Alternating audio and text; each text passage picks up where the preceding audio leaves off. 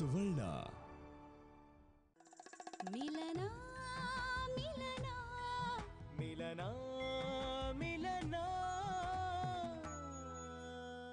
ಇದೆಲ್ಲ ಶುರುವಾಗಿ ಎಷ್ಟು ದಿವಸ ಆಯಿತು? 1.5 ತಿಂಗಳಾಗಿರ್ಬೇಕು. ಏನು ಮಾಡಬೇಕು ಅಂತ ನೀನೇ ಹೇಳು ಗಾಯತ್ರಿ. ಮೈಂಡ್ ಪ್ರಾಬ್ಲಮ್ ಅನ್ನೋದು ಎಲ್ಲರ ಲೈಫಲ್ಲಿ ಒಂದಲ್ಲ ಒಂದು ಟೈಮಲ್ಲಿ ಬಂದು ಹೋಗುತ್ತೆ. ಅದಕ್ಕೆ ಯಾಕೆ ಇಷ್ಟು ಟೆನ್ಷನ್ ಮಾಡ್ಕೋಬೇಕು? ಖಿನ್ನತೆ ಒತ್ತಡ ಅನ್ನೋದು ಇವತ್ತಿನ ಕಾಲದಲ್ಲಿ ಯಾರಿಗಿರಲ್ಲ ಹೇಳು. ಹಾಗಾದರೆ ಮೈಂಡ್ ಪ್ರಾಬ್ಲಮ್ಮು ತುಂಬ ಸೀರಿಯಸ್ ಡಿಸೀಸ್ ಅಲ್ವಾ? ಹಾಗೇನೂ ಇಲ್ಲ.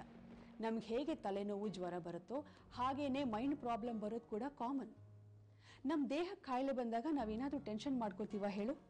ಹಾಗೇನೆ ಮನಸ್ಸಿಗೆ ಕಾಯಿಲೆ ಬಂದಾಗಲೂ ಟೆನ್ಷನ್ ಮಾಡ್ಕೊಳ್ಳೋ ಅವಶ್ಯಕತೆ ಇಲ್ಲ. ನೀವಿಬ್ರು ಹೇಳ್ತಾ ಇರೋದು ಕೇಳಿದ್ರೆ ನಿಮ್ಮ ಸೊಸೆಗಿರೋದು ಅಂಥ ದೊಡ್ಡ ಮೈಂಡ್ ಪ್ರಾಬ್ಲಮ್ ಅಲ್ಲ. ಅದಕ್ಕೆ ನೀವಿಬ್ರು ಇಷ್ಟೊಂದು ಗಾಬರಿ ಬೀಳೋ ಅವಶ್ಯಕತೆನೂ ಇಲ್ಲ.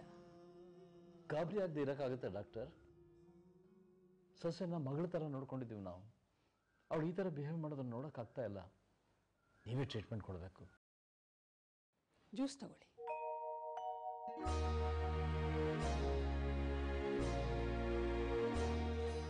ಇದಕ್ಕೆ ಅಂಥ ದೊಡ್ಡ ಟ್ರೀಟ್ಮೆಂಟ್ ಅವಶ್ಯಕತೆ ಏನೂ ಇಲ್ಲ. ಪ್ರಾರ್ಥನಾನ ಚೆಕ್ ಮಾಡಿದ್ರೆ ಅವಳ ಪ್ರಾಬ್ಲಮ್ ಏನು ಅನ್ನೋದನ್ನ ಎಕ್ಸಾಕ್ಟ್ ಆಗಿ ನಾನು ಹೇಳ್ಬೋದು. ಅವಳನ್ನ ಹಾಸ್ಪಿಟ್ಲಿಗೆ ಕರ್ಕೊಂಡ್ಬನ್ನಿ. ಹಾಸ್ಪಿಟಲ್ಗ? ಆಸ್ಪತ್ರೆ ಅಂದರೆ ಯಾಕೆ ಇಷ್ಟು ಗಾಬರಿ ಆಗ್ತಿದ್ದೀರಾ? ಆಗಲೇ ಹೇಳಿದ್ವಲ್ಲ ಗಾಯತ್ರಿ, ಹಾಸ್ಪಿಟಲ್ ಕಳಿಸೋದು ಅಂದರೆ ನಮ್ಮ ಮಗನಿಗೆ ಸ್ವಲ್ಪನೂ ಇಷ್ಟ ಇಲ್ಲ. ಅವನ ಪ್ರಕಾರ ಪ್ರಾರ್ಥನೆಗೆ ಏನೂ ಆಗೇ ಇಲ್ಲ. Oh, is it?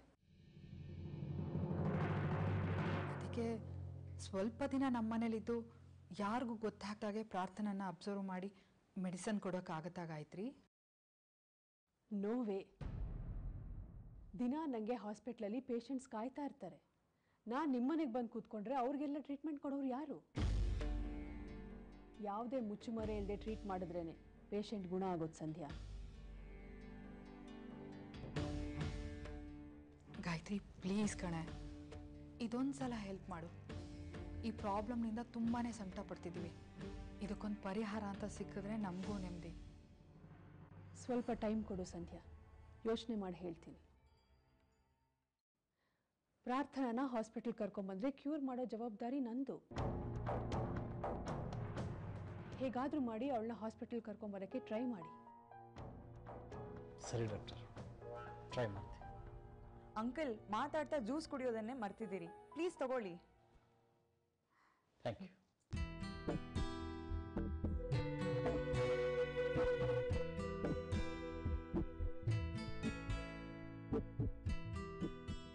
ನಾವು ನೋಡು ಇಷ್ಟೊತ್ತು ಬರೀ ನಮ್ಮ ಕಷ್ಟನೇ ಹೇಳಿದ್ವಿ, ನಿಮ್ಮ ಬಗ್ಗೆ ವಿಚಾರಿಸೋದನ್ನೇ ಮರ್ತ್ಬಿಟ್ಟಾರೆ. ಹೌದು, ಹೇಗಿದ್ದಾರೆ ಗಣಪತಿಯವರು?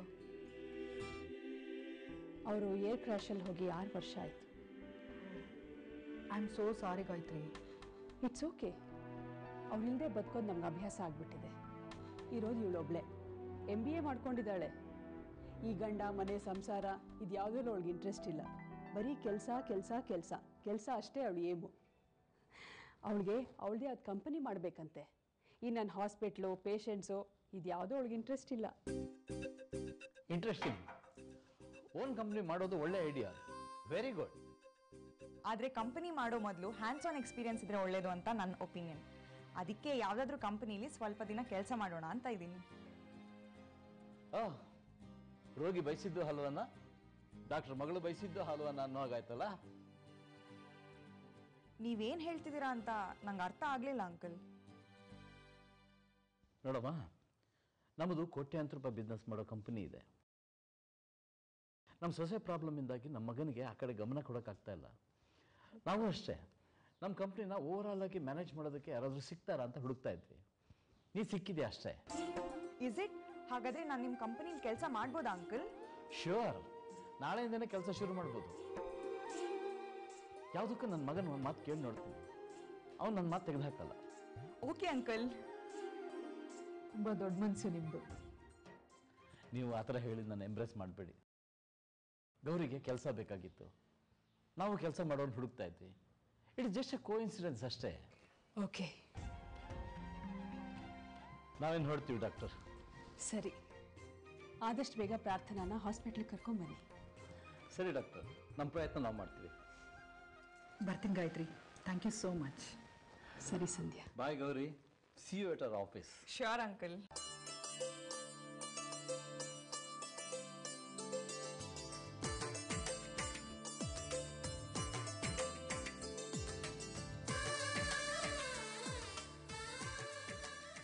ಅದೇ ಹೊಳೆಯೋ ಕಣ್ಗಳು, ಅದೇ ಚೂಪು ಮೂಗು, ಅದೇ ನಗು, ಸೇಮ್ ಟು ಸೇಮ್ ಹೀಗೆ ಇರ್ತಾನೆ ನಮ್ಮ ಮಗ.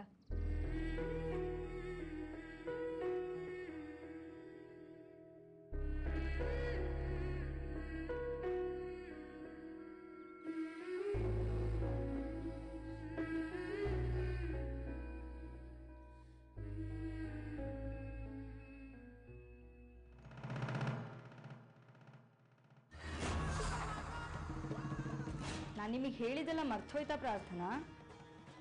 ನಿಮಗೆ ಮಗು ಮುಖ್ಯನಾ ಅಥವಾ ಜೀವಂತವಾಗಿ ನಿಮ್ಮ ಗಂಡನ ಜೊತೆ ಜೀವನ ಮಾಡೋದು ಮುಖ್ಯನಾ? ನನಗೆ ಎರಡೂ ಬೇಕು. ಅದು ಸಾಧ್ಯ ಇಲ್ಲ ಪ್ರಾರ್ಥನಾ. ನಿಮಗೆ ನಾನು ಅವತ್ತೇ ಹೇಳಿದ್ದೆ ಸರಿಯಾಗಿ ಯೋಚನೆ ಮಾಡಿ ಅಂತ. ಆದರೆ ನೀವು ಈ ವಿಷಯನ ತುಂಬ ನೆಗ್ಲೆಕ್ಟ್ ಮಾಡಿದ್ರಿ. ನನ್ನ ವಿಲ್ ಪವರ್ ಮುಂದೆ ಸಾವು ನನ್ನನ್ನು ಏನು ಮಾಡೋಕ್ಕಾಗಲ್ಲ ಡಾಕ್ಟರ್. ಇರಿ, ಇದು ಹೀಗೆ ಆದರೆ ಸರಿಯಾಗಲ್ಲ. ನಾನು ನಿಮ್ಮ ಯಜಮಾನ್ರ ಹತ್ರ ಎಲ್ಲ ವಿಷಯನೂ ಹೇಳ್ತೀನಿ. ಕಾಲಿಗೆ ಬೀಳ್ತೀನಿ, ಹಾಗೆ ಮಾತ್ರ ಮಾಡಕ್ಕೆ ಹೋಗ್ಬೇಡಿ. ಇಲ್ಲ, ನಿಮ್ಮ ಯಜಮಾನ್ರ ಹತ್ರ ಎಲ್ಲ ವಿಷಯನೂ ಹೇಳೋದೆ. ಬೇಡ ಬೇಡ, ದಯವಿಟ್ಟು ಡಾಕ್ಟರ್ ಹಾಗೆ ಮಾತ್ರ ಮಾಡಕ್ಕೆ ಹೋಗ್ಬೇಡಿ. ಯಾರ ಜೊತೆ ಮಾತಾಡ್ತಿದ್ಯಾ ಪ್ರಾರ್ಥನಾ? ಡಾಕ್ಟರ್ ಅನ್ನಪೂರ್ಣ ಅವ್ರ ಜೊತೆ ರೀ.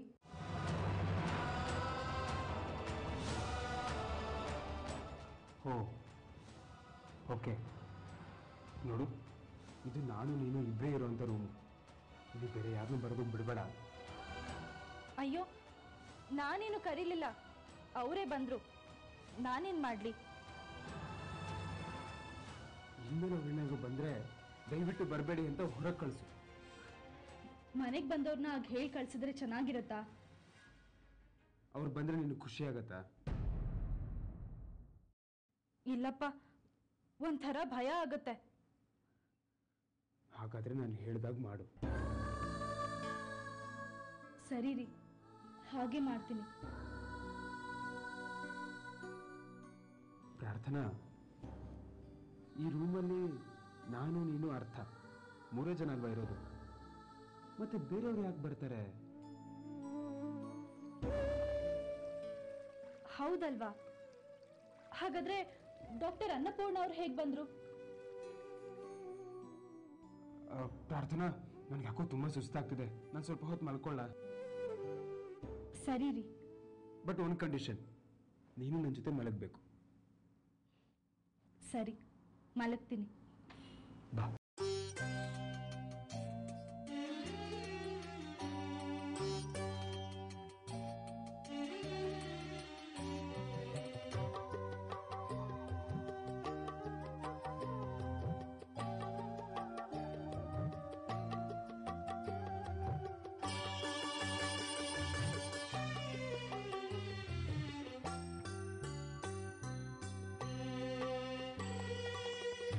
ದೀಪವಿರದ ದಾರಿಯಲ್ಲಿ, ದೀಪವಿರದ ದಾರಿಯಲ್ಲಿ ತಡವರಿಸುವ ನುಡಿಗಳೇ ಕಂಬನಿಗಳ ತಲಾ. ಚಿಕ್ಕಿ, ಎಲ್ಲಿದ್ಯಾ? ನಾನು ಇಲ್ಲಿದ್ದೀನಿ ಪುಟ್ಟ.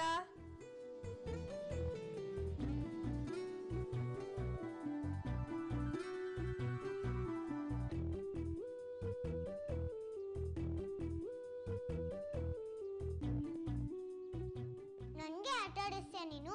ಇರು, ನಿನಗೆ ಮಾಡ್ತೀನಿ.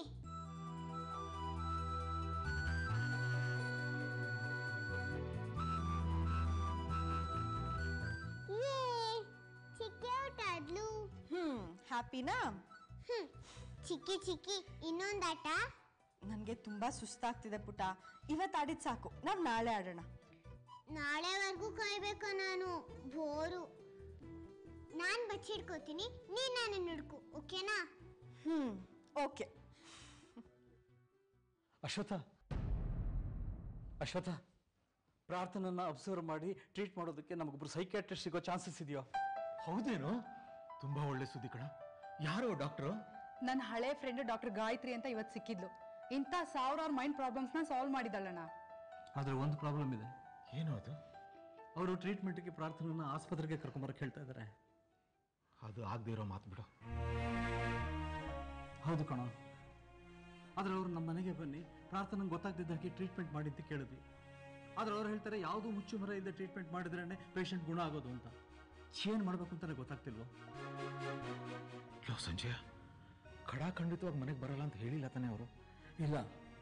ಹಾಗಾದ್ರೆ ಗಾಬರಿ ಆಗೋ ಅವಶ್ಯಕತೆ ಇಲ್ಲ ಕಣ. ಇನ್ನೊಂದ್ಸಲ ಒತ್ತಾಯ ಮಾಡೋಣ, ಒಪ್ಸೋಣ. ಹಾಗೆ ಮಾಡೋಣ ಕಣ. ಅವ್ರು ಹಾಸ್ಪಿಟಲಲ್ಲೇ ಟ್ರೀಟ್ ಮಾಡ್ತಾರೋ, ಮನೆಗೆ ಬಂದು ಟ್ರೀಟ್ ಮಾಡ್ತಾರೋ, ಒಟ್ಟಲ್ಲಿ ನಮ್ಮ ಸಹಾಯಕ್ಕಂತ ಅವ್ರು ಇದ್ದಾರೆ ಕಣ. ಇದಕ್ಕಿಂತ ಖುಷಿ ವಿಷಯ ಇನ್ನೊಂದು ಬೇಕಾ ಮಾವ? ಪ್ರಾರ್ಥನಾ ಆದಷ್ಟು ಬೇಗ ಗುಣ ಆದ್ರೆ ಅಷ್ಟೇ ಸಾಕು. ಹೌದು ಚಿಂತನ, ಅವ್ರು ನಮ್ಮ ಸಹಾಯ ಮಾಡೋಕೆ ಒಪ್ಕೊಂಡಿರೋದೇ ನಮ್ಮ ಪುಣ್ಯ.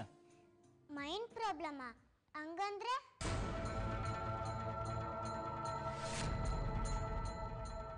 ತಮ್ಮ ಬರೋ ಟೈಮಲ್ಲಿ ಹೀಗೆಲ್ಲ ಮೈಂಡ್ ಪ್ರಾಬ್ಲಮ್ ಆಗುತ್ತೆ ಕಂದ. ಹಂಗಾದ್ರೆ ನಿಂಗೂ ಹೀಗೆಲ್ಲ ಆಗುತ್ತಾ?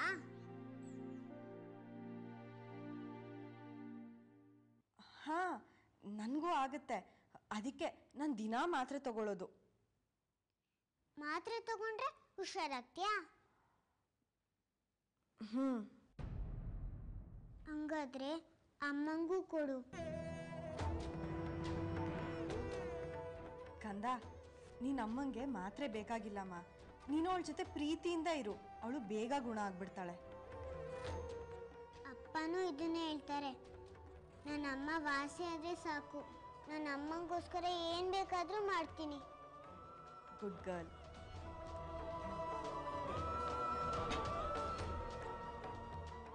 ಅಶ್ವಥ, ಆದ್ರೆ ಒಂದು ಕೋಇನ್ಸಿಡೆನ್ಸ್ ಏನು ಗೊತ್ತಾ? ಗಾಯತ್ರಿ ಅವ್ರಿಗೊಬ್ಳು ಮಗಳಿದ್ದಾಳೆ, ಗೌರಿ ಅಂತ. ಅವಳು MBA ಮಾಡಿದ್ದಾಳೆ. ಅವಳನ್ನೇ ನಮ್ಮ ಆಫೀಸ್ ಅಡ್ಮಿನ್ ಹೆಡ್ ಆಗಿ ತಗೊಳ್ಳೋಣ ಅಂತ. ಹೌದಾ? ಹಾಗಾದ್ರೆ ಅನ್ಕೊಂಡಿದ್ದು ಎರಡೂ ಕೆಲಸ ಆಗುತ್ತೆ ಅಂತ ಆಯ್ತು. ಒಳ್ಳೇದಾಯ್ತು. ಆದ್ರೆ ಸಮರ್ಥಿಗೆ ಡಾಕ್ಟರ್ ಗಾಯತ್ರಿ ವಿಷಯ ಹೇಗೆ ಹೇಳೋದು? ಸಮರ್ಥ್ ಕೇಳಿದ್ರೆ ಅಷ್ಟೇ ಕತೆ. ಗಾಯತ್ರಿ ಅವ್ರು ಬಂದು ಟ್ರೀಟ್ ಮಾಡೋದಕ್ಕೂ ಕಲ್ಲು ಹಾಕ್ಬಿಡ್ತಾನೆ.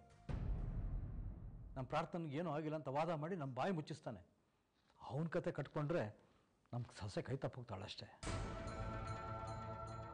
ನಿಮ್ಮ ಮಾತು ನಿಜ ಮಾವ. ಪ್ರಾರ್ಥನೆಗೆ ಏನೋ ಪ್ರಾಬ್ಲಮ್ ಆಗಿದೆ ಅಂತ ಎಲ್ರಿಗೂ ಅನ್ನಿಸ್ತಿರೋವಾಗ ಅದು ಏನು ಅಂತ ತಿಳ್ಕೊಳ್ಳೋದು ತುಂಬ ಮುಖ್ಯ. ನಾವು ತಡ ಮಾಡಿದ್ರೆ ಅದು ತುಂಬ ಕಷ್ಟ ಆಗುತ್ತೆ. ಸಮರ್ಥ ಬಂದ ಅಂತ ಅನ್ಸುತ್ತೆ. ನೋಡಿ, ಯಾರು ಗಾಯತ್ರಿ ವಿಷಯ ಏನೂ ಮಾತಾಡಬೇಡಿ. ಎಲ್ಲ ನಾನು ಮ್ಯಾನೇಜ್ ಮಾಡ್ತೀನಿ. ಮಿಲನ ಮಿಲನ ಮಿಲನ ಮಿಲನ.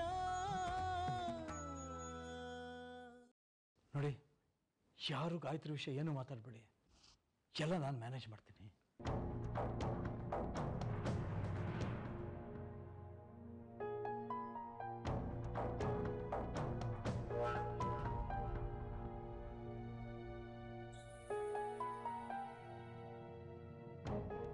ಸಮರ್ಥ್, ನಿನ್ನ ಹತ್ರ ಸ್ವಲ್ಪ ಆಫೀಸ್ ವಿಷಯ ಮಾತಾಡಬೇಕಾಗಿತ್ತು. ಹೇಳಿ ಡ್ಯಾಡ್. ಸಮರ್ಥ್, ಇತ್ತೀಚೆಗೆ ನಿನ್ನ ಪರ್ಸನಲ್ ಕೆಲಸದಲ್ಲಿ ನೀನು ತುಂಬ ಬ್ಯುಸಿಯಾಗಿದೆಯಾ? ಹಾಗಂತ ಆಫೀಸ್ ಕೆಲಸ ಬಿಡೋಕ್ಕಾಗಲ್ವಲ್ಲ? ಅದಕ್ಕೆ ನಾನು ನಿನ್ನ ಡ್ಯಾಡು ಸೇರಿಕೊಂಡು ಒಂದು ಸೊಲ್ಯೂಷನ್ ತೊಗೊಂಡಿದ್ದೀವಪ್ಪ. ಹೌದಾ? ಏನು?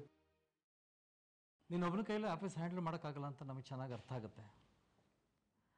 ಅದಕ್ಕೆ ನಮ್ಮಲ್ಲೇ ಯಾರನ್ನಾದರೂ ಒಬ್ಬರನ್ನ ಆಫೀಸ್ ಅಡ್ಮಿನ್ ಹೆಡ್ ಆಗಿ ಅಪಾಯಿಂಟ್ಮೆಂಟ್ ಮಾಡ್ಕೊಳ್ಳೋಣ ಅಂತ.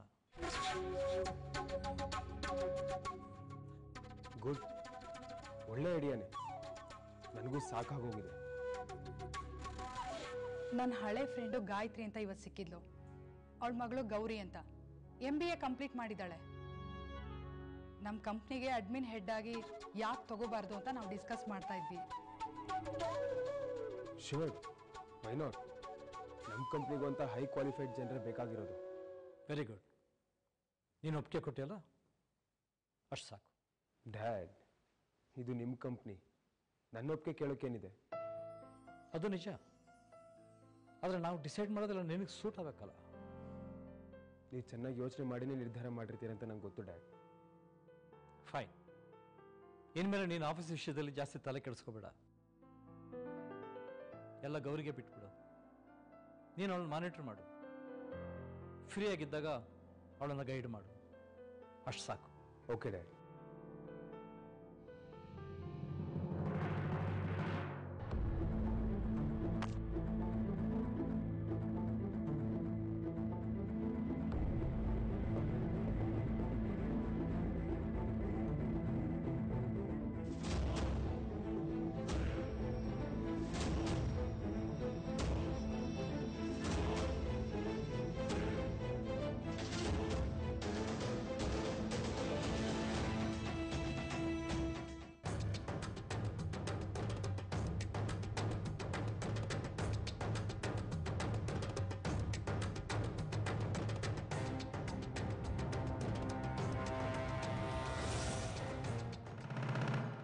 ಅಯ್ಯೋ ದೇವ್ರೆ, ಇವಳು ಯಾಕೆ ಬಂದ್ಲೀಗ? ನನ್ನ ಹೊಟ್ಟೆಲಿ ಮಗು ಇದ್ರೆ ನನ್ನ ಜೀವಕ್ಕೆ ತೊಂದರೆ ಅಂತ ಈಗ ಎಲ್ರಾದ್ರೂ ಹೇಳ್ತಾಳೋ ಹೇಗೆ?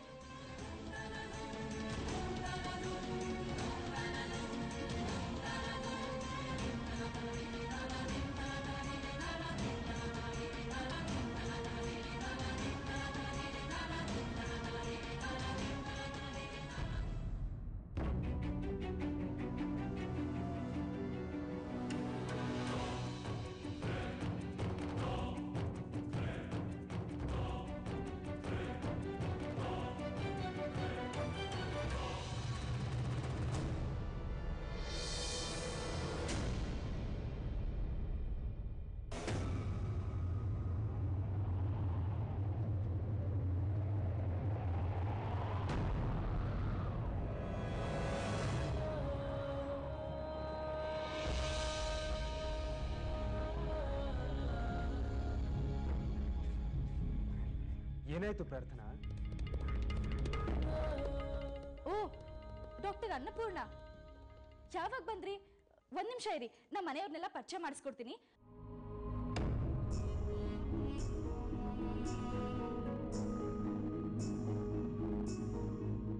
ಇವರು ನನ್ನ ಅತ್ತೆ,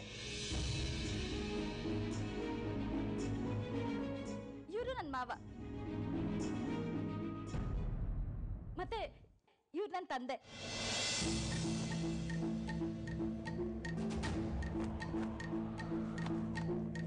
ಇವಳು ನನ್ನ ತಂಗಿ. ಮತ್ತೆ ಇವಳು ಗೊತ್ತಲ್ಲ, ನನ್ನ ಮಗಳು ಅರ್ಥ. ಎಲ್ರು ಪರಿಚಯ ಆಯ್ತಲ್ಲ? ಕುಡಿಯೋಕೆ ಏನ್ ತಗೋತೀರಾ? ಕಾಫಿನಾ ಟೀನಾ? ಕಾಫಿ ಟೀ ಏನು ಕುಡಿಯಲ್ಲ ನಾನು. ಓ ಅಯ್ಯೋ, ನಿಮ್ಮನ್ನ ನಿಲ್ಸ್ಕೊಂಡೇ ಮಾತಾಡಿಸ್ತಿದ್ದೆ ನೋಡಿ. ಬನ್ನಿ ಬನ್ನಿ, ಕೂತ್ಕೊಳ್ಳಿ, ಬನ್ನಿ.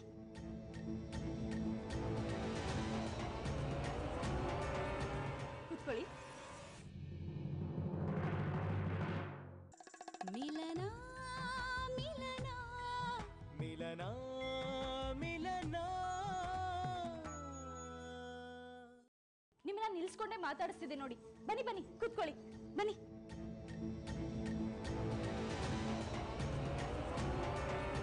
ಕೂತ್ಕೊಳ್ಳಿ. ಮತ್ತೆ ಹೇಗಿದ್ದೀರಾ? ಊರೆಲ್ಲ ಹೇಗಿದೆ? ಎಲ್ಲ ಚೆನ್ನಾಗಿದೆ, ಸ್ವಲ್ಪ ಮಳೆ.